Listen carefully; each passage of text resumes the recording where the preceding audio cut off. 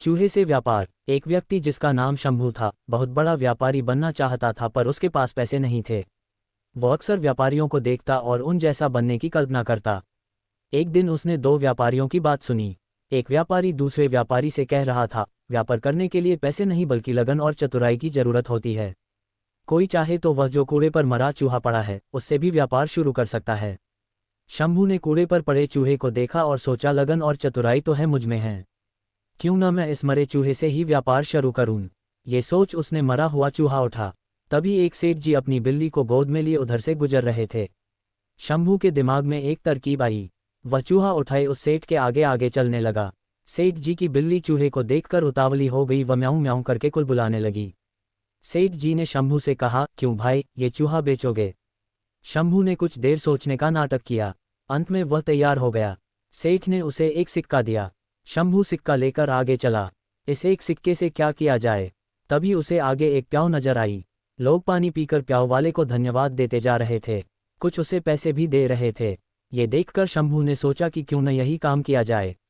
शंभू ने एक घड़ा खरीदा और उसमें पानी भरकर खेतों के निकट बैठ गया। थके प्यासे किसानों ने उसका ठंडा पानी पिया। किसानों के पास देने को पैसे तो नहीं थे, पर उन्होंने शंभू को कुछ फूल दे दिए। उसका दिमाग अब और तेज चल रहा था। शंभू मटके में फूल भरकर मंदिर की ओर चला। वह मंदिर के बाहर फूल लेकर बैठ गया। मंदिर में चढ़ाने के लिए लोग पैसे देकर उससे फूल लेने लगे।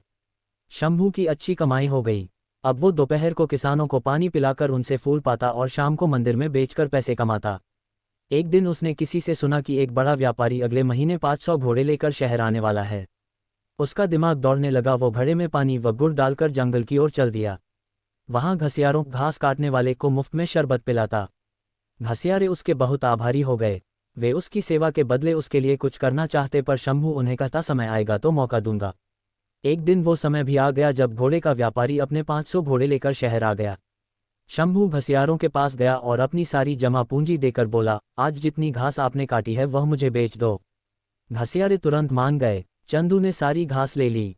इस कारण बाजार में कोई घास नहीं लाया। व्यापारी शहर पहुंचा तो उसे घोड़ों के लिए घास नहीं मिली।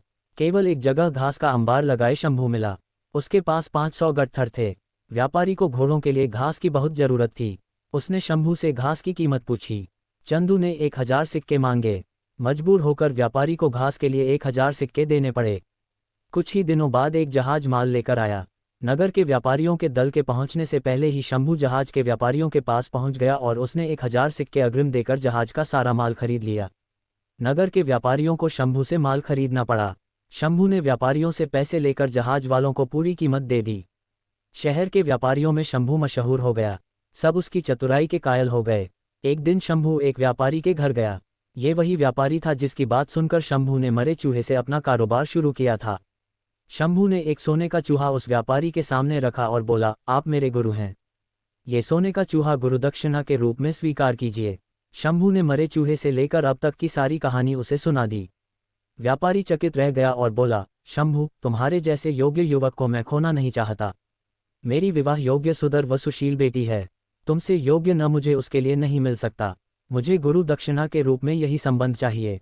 शंभू ने रिश्ता सहर्ष स्वीकार कर लिया। कहानी की शिक्षा, मेहनत, लगन और चतुराई से किसी भी कार्य में सफलता प्राप्त की जा सकती है।